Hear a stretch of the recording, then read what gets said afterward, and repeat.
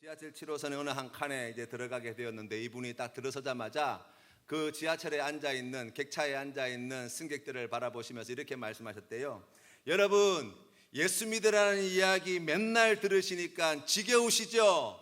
지긋지긋하시죠? 라고 물었어요. 그랬더니 사람들이 아무도 대답은 하지 않지만 그 동의하는 눈빛으로 그분을 쳐다보더라는 거예요. 그래서 무슨 말씀을 하시려나 이렇게 다들 주목해서 보고 있는데, 그 여자분이 지켜보시는 그 승객분들에게 이렇게 말씀하셨대요. 언제까지 듣기만 하실 겁니까? 이제 믿으셔야 합니다 라고 하면서 그 다음부터 예수님의 복음을 더 힘차게 전하셨다는 거예요. 사랑하는 성도 여러분, 우리가 때를 얻든지 못 얻든지 우리의 삶을 통해서 드러나야 할 한 분의 이름은 예수 그리스도인 줄로 믿습니다. 우리가 먹든지 마시든지 무엇을 하든지 우리의 삶을 통하여 존귀 여김 받는 이름, 그분은 예수 그리스도가 되어야 될 줄로 믿습니다. 우리가 무슨 일을 만나든지 어떠한 자리에서도 우리가 기쁜 마음으로 담대하게 영혼을 구원해내시는, 우리에게 참 기쁨과 소망이 되시는, 우리의 생명이 되시며 길이 되시는 예수 그리스도의 이름을 담대히 전하시는 우리 귀한 성도님들 다 되시기를 주님의 이름으로 축원합니다. 우리는 어떤 일에 있어서 좋은 대가가 예상되어지면 사람들이 다 그 일을 아주 열심히 할 거라고 생각을 합니다. 그렇죠? 네가 이 일을 하게 되어지면 이런 좋은 선물을 받게 될 거야 라고 하면 누구나 다 그 좋은 선물을 얻기 위해서 그 일을 할 거라고 생각을 해요. 그런데 이 교육심리학자 가운데 어느 분이 실제로 그런가? 이제 질문을 가지고 실험을 하기 시작했어요. 이제 창의력이 동원되어지는 문제를 풀게 하였는데, 그냥 아무런 대가가 예고되지 않은 상태에서 문제를 풀게 하고, 또 다른 그룹에는 이 문제를 풀고 나면 그러면 이런 좋은 선물이 준비되어 있습니다 라고 이야기를 하고 문제를 풀게 했다는 거예요. 그런데 실제로 시간을 체크해 보니까 아무런 대가가 없을 때 문제 푸는 속도가 훨씬 빨랐다는 거예요. 그리고 이분이 생각할 때 이게 지금 실험군이 이게 하나 정도 가지고는 이게 정확하지 않다 생각해서 여러 번 반복해서 이 실험을 해 나갔다는 거예요. 그런데 대부분의 경우에 동일한 결과가 나왔다는 것입니다. 사람들은 생각할 때 어떠한 일을 했을 때 이 일을 수행하게 될 때 좋은 것이 준비되어 있다, 좋은 대가가 예고되어지면 그 일을 더 열심히 잘할 것 같은데, 실제로 우리의 삶의 자리를 돌아보면 그러한 좋은 대가가 예고되는 것이 오히려 기쁨을 가지고 관심을 가지고 또 흥미를 가지고 재미있게 하고 있는 일조차도 흥미를 잃어버리게 만드는 요인이 된다는 거예요. 여러분, 제가 왜 이 말씀을 드리냐고 한다면, 여러분, 우리가 복음을 전할 때에 가장 단순한 복음의 진리 가운데 하나가 뭐예요? 전도하시는 많은 분들이 예수 천당 불신지요 이렇게 이야기합니다. 그렇지요? 예수 믿으면 천당 간다는 거예요. 예수 안 믿으면 지옥 간다는 거예요. 여러분, 우리가 생각하면 천당이 얼마나 좋은 데인지 아시냐고, 거기에 갈 수 있다고, 예수님만 믿으면 천당 갈 수 있다고 우리가 그런 마음으로 전하잖아요. 그런데 실제로 그와 같은 복음을 전하게 될 때 우리가 앞에서 살펴본 이 이야기를 가지고 우리가 비추어 생각해 보면 예고되어진 기대, 예고되어진 대가는 오히려 자발심을 감소시키는 부정적인 결과를 낳는다는 거예요. 여러분, 그렇다고 한다면 예수 천당 불신 지옥이 아니라 우리가 전해야 될 복음은 무엇입니까? 예수 그리스도가 되어야 되는 거예요. 내가 만난 예수 그리스도, 나를 변화시킨 예수 그리스도, 내가 자랑하는 예수 그리스도, 바로 그 예수 그리스도 그분을 전하는 것, 바로 그것이 전도가 되어야 할 줄로 믿습니다. 미국에 아이언사이드라고 하는 복음 전도자가 계세요. 이분은 목사님이신데요, 집회를 많이 하시고 이제 예수님의 복음을 전하는데 아주 힘썼던 분이세요. 그런데 이분이 하루는 이제 샌프란시스코의 어느 지역에서 이제 집회를 인도하시고 난 다음에 은혜 가운데 다 마치고 이제 돌아가시려고 하는데, 이분에게 이 옷을 말끔하게 차려입은 웬 신사분이 오셔가지고 명함을 하나 턱 내미시더라는 거예요. 그에 딱 받아보니까 아주 유명한 신학교의 교수님이신 거예요. 이분이 어떤 분이냐면 지금은 우리가 그런 이야기를 잘 하지 않지만 자유주의 신학이라고 해가지고 성경에 나와 있는 예수님 사건, 또 성경에 나와 있는 이러한 여러 가지 이야기들 가운데 이 소크라테스의 가르침이나 이런 것처럼 그 역사성 그리고 신화적인 모든 것들을 다 제거해내고 그냥 교훈과 좋은 가르침 정도로 성경을 봐야 한다라고 이야기하는 사람들이에요. 그러니까 어떻게 보면 예수님의 신성에 대해서 부정하는 사람들이라고 이야기할 수 있죠. 그래서 이분이 그러한 신학에 아주 빠져있던 분이었는데 이 목사님께 이제 예수님께서 우리의 구원자가 되시고 예수님 믿어야 구원받습니다, 우리 예수님 믿어야 죄사함 받습니다, 막 이런 복음을 전하시니까 이제 주일날 모월 모일 주일 오후 4시에 어떤 장소에 만나가지고 이 문제를 가지고 공개 토론을 해보자고 제안을 하러 오신 거예요. 그 목사님께서 그 명함을 딱 받아들고 그분의 제안을 흔쾌히 받아들이셨어요. 좋습니다, 제가 그렇게 가겠습니다. 대신에 저도 제안할 것이 하나 있습니다. 교수님이 뭐 제안하실 거냐고 말씀하시라고 제가 들어드릴 수 있는 건 다 들어드리겠다고 그렇게 말씀을 드렸어요. 그랬더니 이 아이언사이드라고 하는 목사님께서 그렇게 말씀하셨대요. 교수님, 그날 오실 때, 토론회에 오실 때 교수님의 강의를 듣고 정말 죄악된 길에서 정말 인생 말종의 잘못된 길을 살다가 교수님의 강의를 듣고 완전히 변화되어서 새로운 인생으로 거룩한 그러한 삶으로 변화되어진 사람 2사람을 증인으로 데려와 주시면 좋겠다는 거예요. 저는 예수 그리스도를 믿고 잘못된 인생길을 걸어가다가 예수님을 만나고 난 다음에 예수님을 믿고 난 다음에 새로운 삶을 살게 되어진 100명의 증인을 데려가겠다고 그렇게 이야기하셨다는 거예요.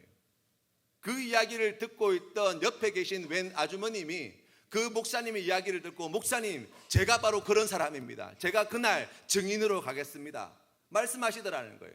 또 그 옆에 있던 웬 아저씨는 그 이야기를 듣고 목사님, 제가 옛날에 예수 믿기 전에 술, 담배 막 온갖 나쁜 짓 하며 살았는데 제가 예수 믿고 완전 새 사람이 되었습니다, 저도 증인으로 가겠습니다, 제 친구들 중에서도 그렇게 바뀐 친구들 얼마나 많은지 모릅니다, 다 데려가겠습니다 라고 이야기하더라는 거예요.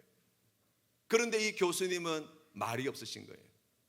자기 강의 듣고 잘못된 길을 걸어갔던 사람들 중에 그 죄악의 길을 걸어갔던 사람들 중에 자신의 강의를 듣고 변화되어서 새로운 생명의 길, 구원의 길, 거룩한 길로 걸어갔던 그러한 증인 2사람을 담대하게 내어놓지 못하더라는 거예요.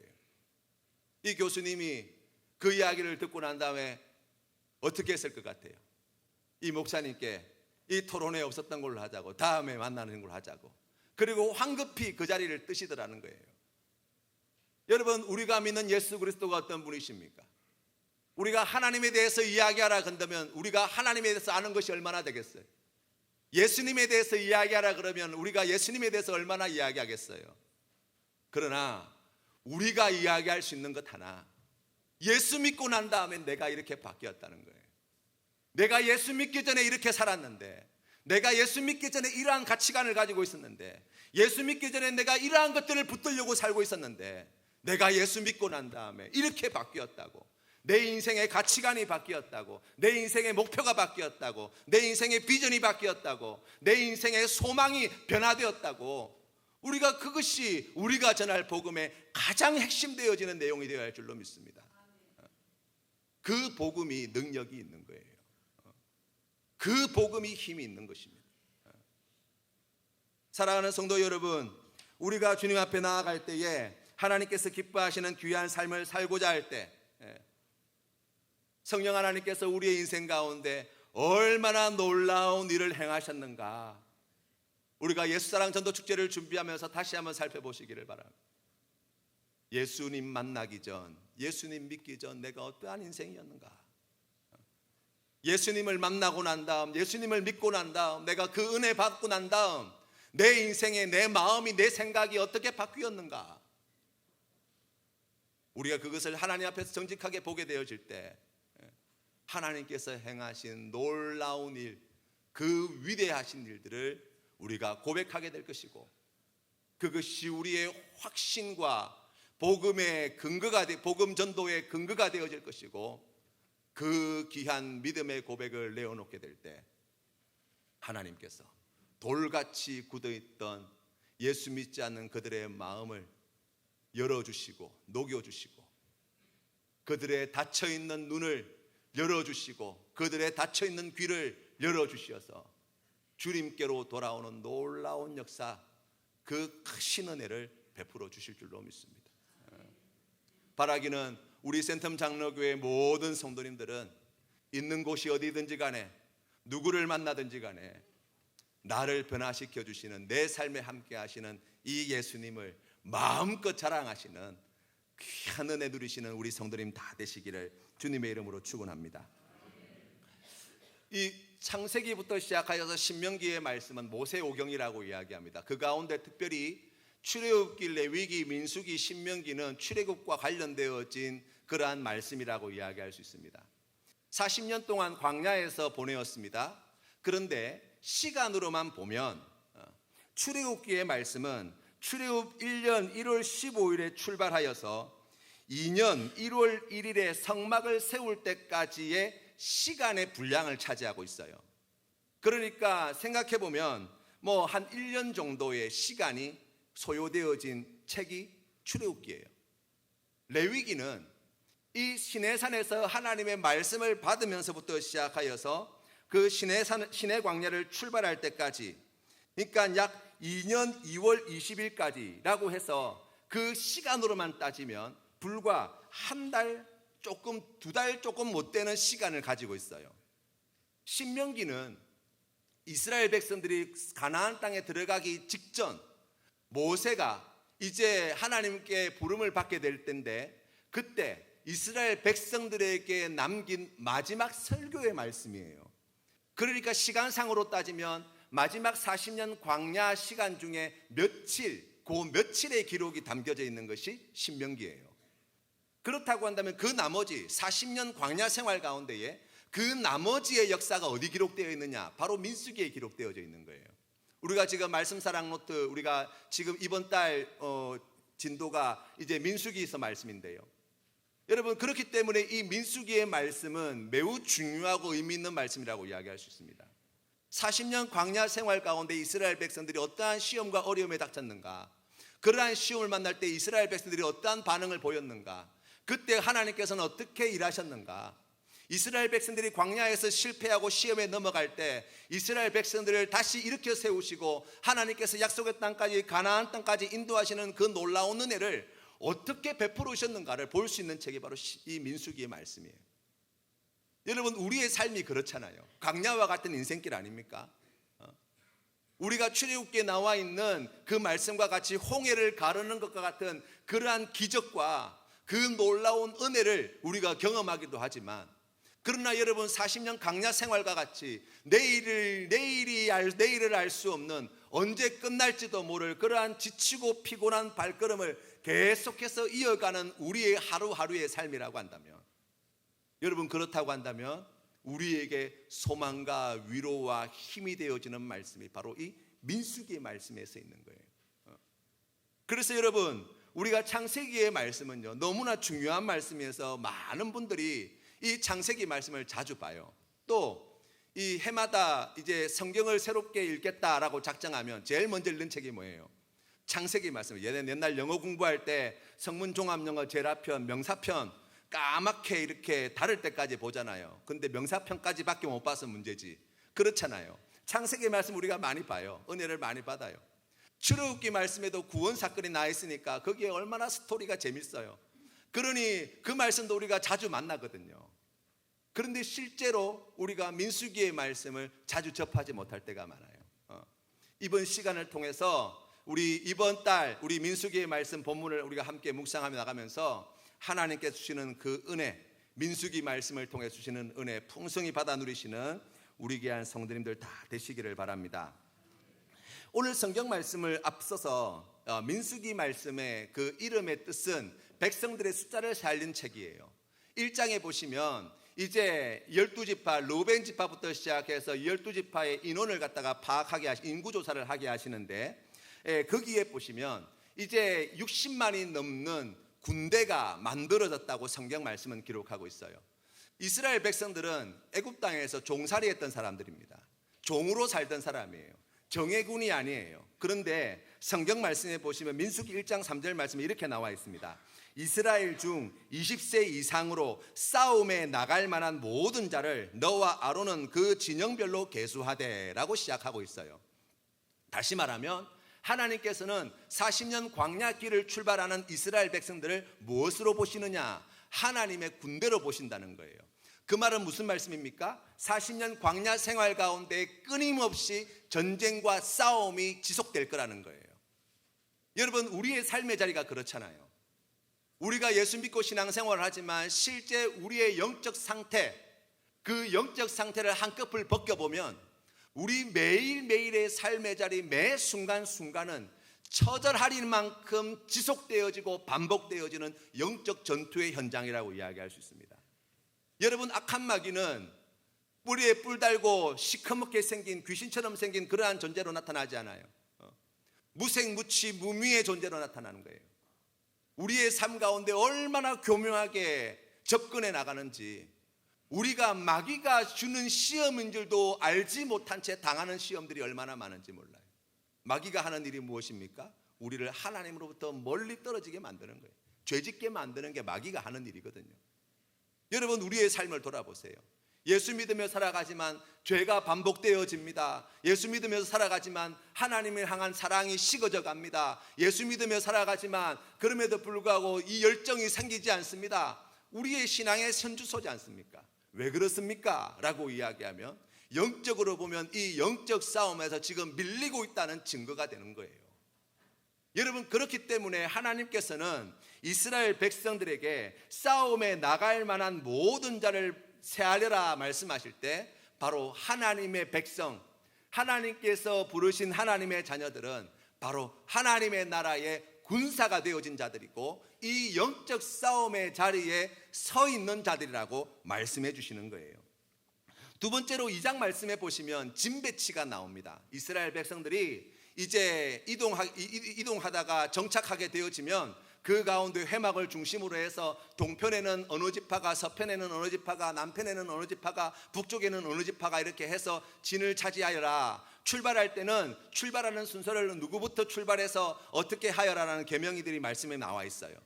왜 이 말씀을 주셨느냐라고 이야기하면 이스라엘 백성들의 삶의 중심이 바로 회막, 하나님이 임재하시는 회막이요 하나님이 되어야 한다는 거예요. 여러분, 우리의 삶의 중심이 그와 같다고 말씀하시는 거예요. 예수 믿는 사람은 하나님 중심으로 사는 사람입니다. 에베소서의 말씀을 빌리자면 예수 안에서 살아가는 삶이라고요. 우리가 먹든지 마시든지 무엇을 하든지 우리가 행하는 모든 삶의 자리에서 하나님을 중심으로 하여서 사는 사람, 바로 그 사람이 그리스도인이라는 거예요. 예수 안에 있는 그 사람이 그리스도인이라고 이야기하는 거예요. 하나님을 중심으로 모신 사람들의 모임이 교회라고 말씀하시는 거예요. 예수 안에 있는 사람들의 모임이 교회라고 말씀하시는 거예요. 그러면서 오늘 3장 말씀을 주신 거예요. 오늘 3장 말씀은 특별히 레위인, 이 레위인의 직무에 대한 말씀이 나와 있는데요.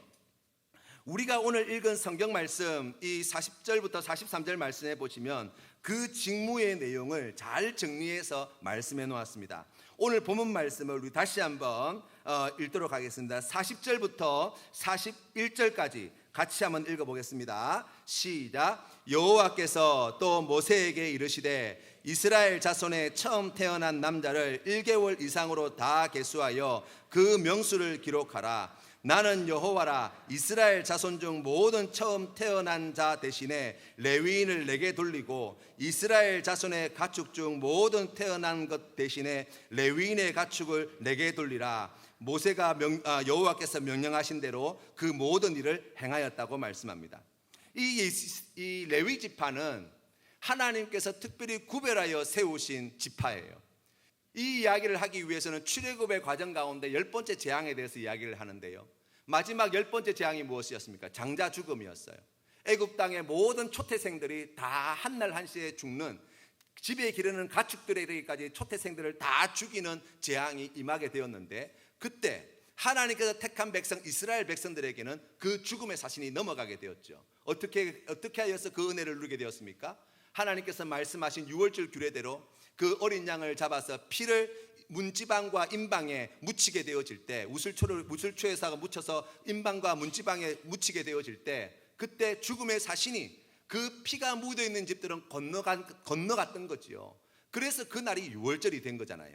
그러면서 주님께서 주시는 말씀이 그렇습니다. 하나님께서는 그때 마땅히 죽었어야 할 이스라엘 백성들, 그 초태생 장자를 대신하는 자로 이 레위 지파를 특별히 구별하여 하나님의 것으로 삼으셨다는 거예요. 여러분, 그렇기 때문에 이 레위 지파는 곧 이스라엘 모든 지파를 대표하는 사람이라고 이야기할 수 있습니다. 왜냐하면 한 집안을 대표하는 그 대표 선수가 누구예요? 장자예요. 다시 말하면 우리나라도 그러하였지만 이스라엘 백성들에게서도 이 장자가 가지는 권세, 장자가 차지할 수 있는 권리가 상당했었거든요. 그 집안의 대가 이어나가는 것은 장자를 통해서 이어가는 거예요. 그런데 그 장자가 죽어야 할 그때에 하나님께서 은혜를 베풀어서 그들을 살려주셨는데, 대신 그 생명의 값을 레위 지파, 이 지파로 대신 받으시겠다고 말씀한 사건이 오늘 성경 말씀에 우리에게 가르쳐 준 바입니다. 그렇다면 하나님께서는 왜 이 레위인을 이처럼 따로 구별하여 세우셨냐라고 이야기할 때, 성경 말씀에 보시면 이 하나님께서 이 레위인을 특별히 부르신 목적이 있어요. 성경 말씀 민수기 3장 7절 말씀에 보시면 이렇게 나와 있습니다. 그들이 회막 앞에서 아론의 직무와 온 회중의 직무를 위하여 회막에서 쉬무하되, 곧 회막의 모든 기구를 맡아 지키며 이스라엘 자손의 직무를 위하여 성막에서 쉬무할지니. 아멘. 무슨 말씀이냐면, 이 쉬무하다는 것은 쉬운 말로 풀었으면 봉사한다는 거예요. 종의 신분과 같이 종이 주인에게 섬기듯이 그와 같이 섬기는 자라는 거예요. 그런데 특별히 그 섬김의 내용에 있어서 세 가지의 섬김의 내용을 이야기하는데, 그 첫 번째는 무엇이냐면 아론의 직무를 돕는 사람이라는 거예요. 아론은 누구입니까? 모세의 형이죠. 하나님께서 왜 이 아론의 이름을 여기에 세워 놓으셨습니까? 이 아론에게만 하나님께서는 제사장의 직무를 맡기셨어요. 아론의 자손들만 제사장과 대제사장의 역할을 감당할 수 있었습니다. 그 말은 무엇입니까? 백성들이 하나님 앞에 나아갈 때, 하나님께 제사를 드릴 때 하나님과 백성 사이에서 그 제사의 직무를 감당하는 일이 바로 아론 자손에게 주어진 직무예요. 그런데 그 일을 돕도록 하기 위해서 하나님께서 누구를 부르셨다고요? 레위 지파를 부르셨다는 거예요.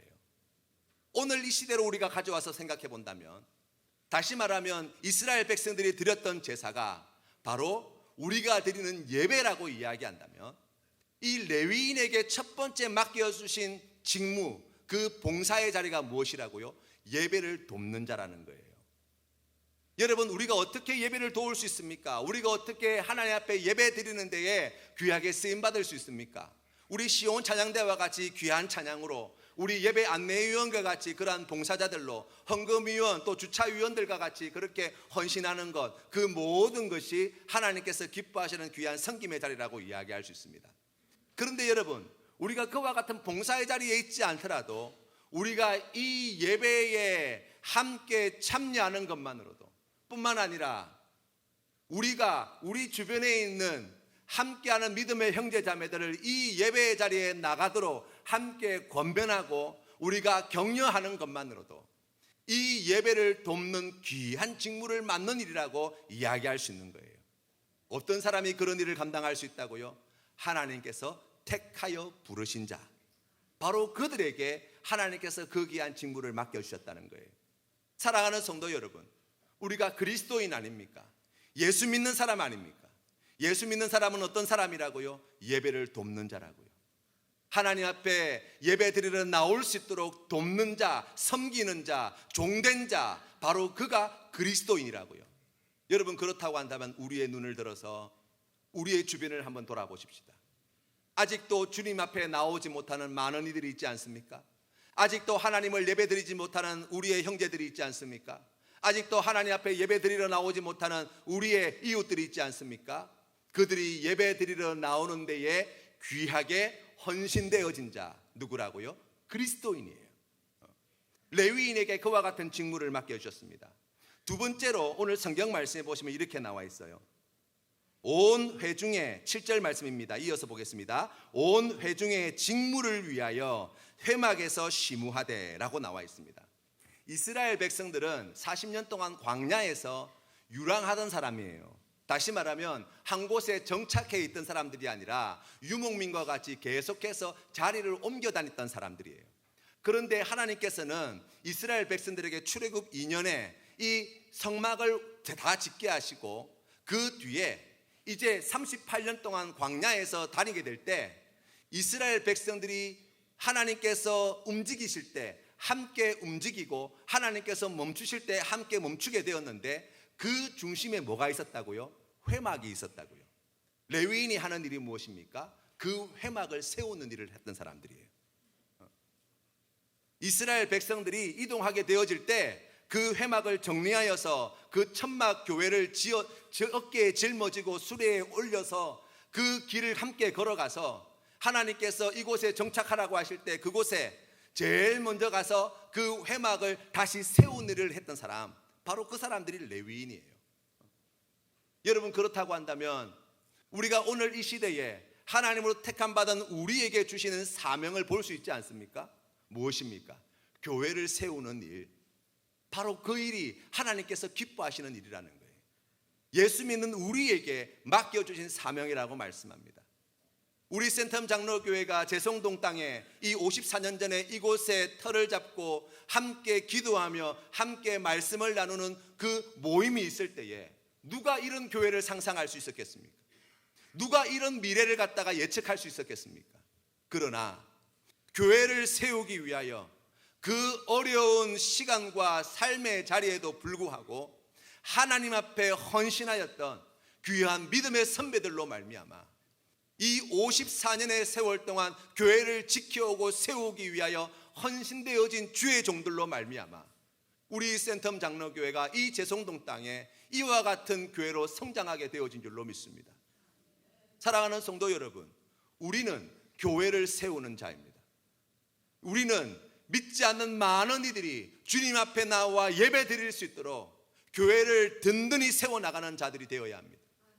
예수 그리스도의 몸인 이 교회가 오직 예수 그리스도의 복음만을 담대히 전하는 거룩한 교회가 되어질 때, 예수 그리스도의 몸인 이 교회가 예수 그리스도께서 우리에게 보여주셨던 하나님의 사랑과 예수 그리스도께서 우리에게 보였던 그 순종의 삶을 살게 되어질 때 주님의 몸된 교회가 더욱 든든히 서나가는 은혜를 누리게 될 줄로 믿습니다. 세 번째로 성경 말씀에 보시면 레위인에게 맡겨주신 책임이 하나 있는데 그것은 무엇이냐면 8절 말씀에 나와 있어요. 3장 8절 말씀인데요, 제가 받들겠습니다. 곧 회막의 모든 기구를 맡아 지키며 이스라엘 자손의 직무를 위하여 성막에서 심우할지니 라고 나와 있어요. 이 레위인에게 맡겨진 세 번째 직무가 뭐냐면 회막을 지키는 일을 했습니다. 실제로 정착을 하게 되어지면 주둔을 하게 되어지면 회막을 중심으로 해서 동편과 서편과 남편과 북편에 이제 이스라엘 백성들이 진을 치게 되는데, 그런데 이스라엘 백성과 회막 사이에 동서남북으로 누가 자리하게 되어지냐? 바로 이 레위 지파가 자리하게 됩니다. 왜 그렇습니까? 성경 말씀에 보니까요, 민수기 1장 53절 말씀에 이렇게 나와 있습니다. 레위인은 증거의 성막 사방에 진을 쳐서 이스라엘 자손의 회중에게 진노가 임하지 않게 할 것이라. 아멘. 무슨 말씀이냐면 이스라엘 백성들이 하나님이 임재하시는 성막이 혹 궁금하여서 선의를 가지고 그런 호기심으로 와서 하나님께서 특별히 구별하신 성물을 함부로 만지거나 하나님께서 임재하시는 성소와 지성소 가운데 함부로 들어가거나 하게 되어지면 하나님의 거룩하심을 심각하게 훼손하는 일이 되어지는 거예요. 그 죄의 결과가 무엇입니까? 바로 죽음이에요. 우리가 오늘 읽은 성경 말씀 3장 말씀 그 처음 시작은 이렇게 시작합니다. 이 3장 3장 3절 말씀에 보시면 이렇게 나와 있습니다. 이는 아론의 아들들의 이름이며 그들은 기름 부음을 받고 거룩하게 구별되어 제사장 직분을 위임받은 제사장들이라. 나답과 아비우는 시내 광야에서 여호와 앞에서 다른 불을 들이다가 여호와 앞에서 죽어 자식이 없었으며 라고 나와 있어요. 이 나답과 아비우가 하나님께서 정해진 규례대로 그 불을 사용하지 않고 다른 불을 가져와서 다른 향로를 가지고 와서 제사를 드렸어요. 그때 하나님께서 그들을 징벌하실 때에 그 향로에서 불이 나와서 이 나답과 아비후를 태워 죽여버렸습니다.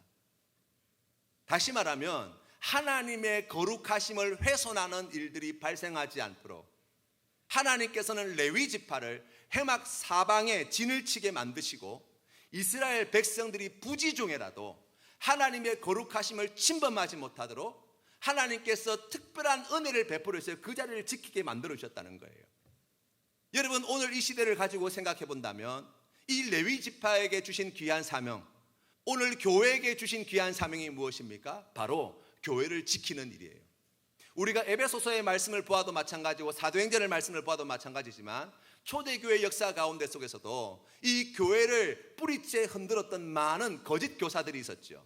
율법주의, 그리고 이 할례나 율법을 지켜야만 구원을 받는다고 했던 이러한 자들, 영지주의자들과 같은 그러한 자들이 복음을 훼손하고 하나님께서 주신 그 귀한 복음을 저버리고 육신의 행함으로 구원을 받으려고 했던 그러한 이야기들이 교회 안에 팽배해 있었습니다. 사도 바울이 그들과 끊임없이 싸웠어요. 왜요? 복음을 지키는 사명을 받은 자였거든요. 여러분, 우리가 오늘날 이 시대 가운데 교회가 함께 공존하고 있습니다. 시대의 문화, 시대의 과학기술, 시대의 여러 가지 이 사상이나 여러 가지 정보들로부터 교회는 안전한 곳이 되지 못해요.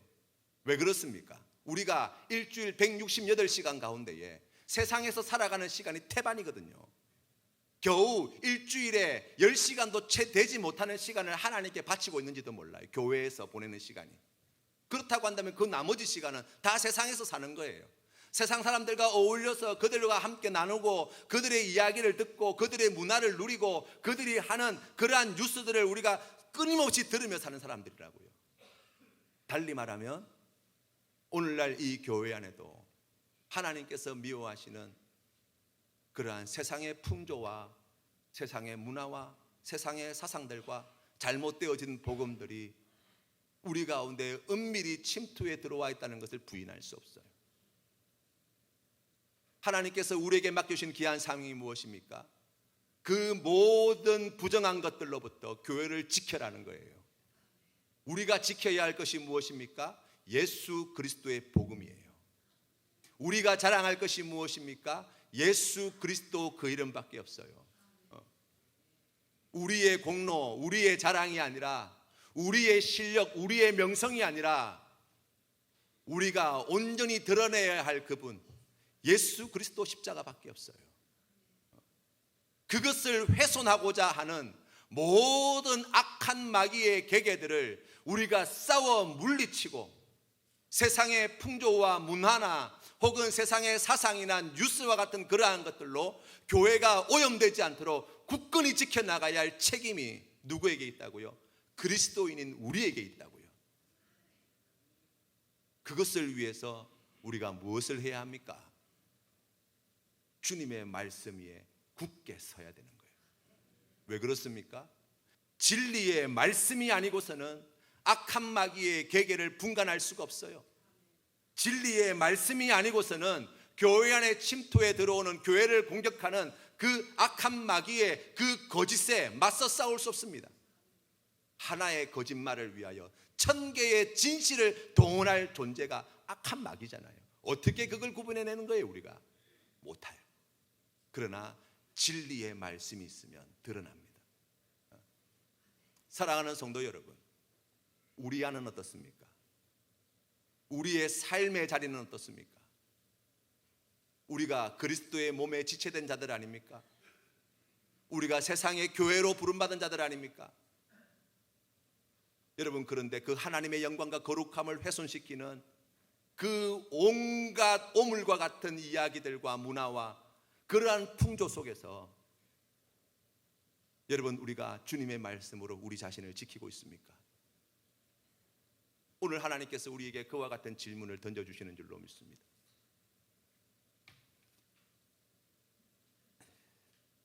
우리가 너무나 사랑하는 말씀이 있어요. 베드로전서 2장 9절 말씀인데요, 그러나 너희는 택하신 족속이요 왕 같은 제사장들이요 거룩한 나라요 그의 소유가 된 백성이니 이는 이미 우리는 하나님의 나라의 백성이 된 줄 믿으시기를 바랍니다. 우리는 이미 천국 백성이 된 줄 믿으시기를 바랍니다.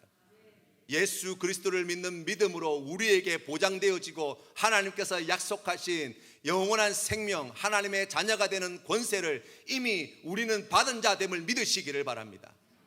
그렇기 때문에 그리스도인은 공중권세 잡은 악한 마귀가 왕노릇하고 있는 이 세상에 천국의 국가대표로 파견되어진 자들임을 명심하시기를 바랍니다.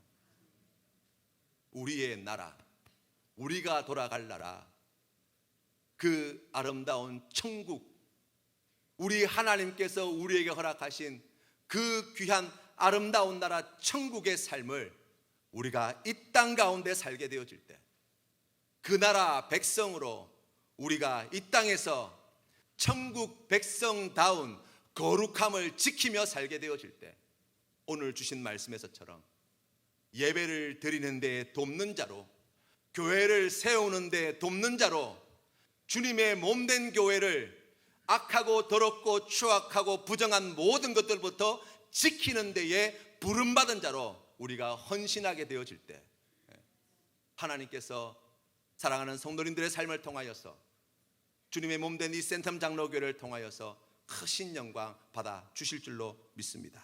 함께 기도드리겠습니다.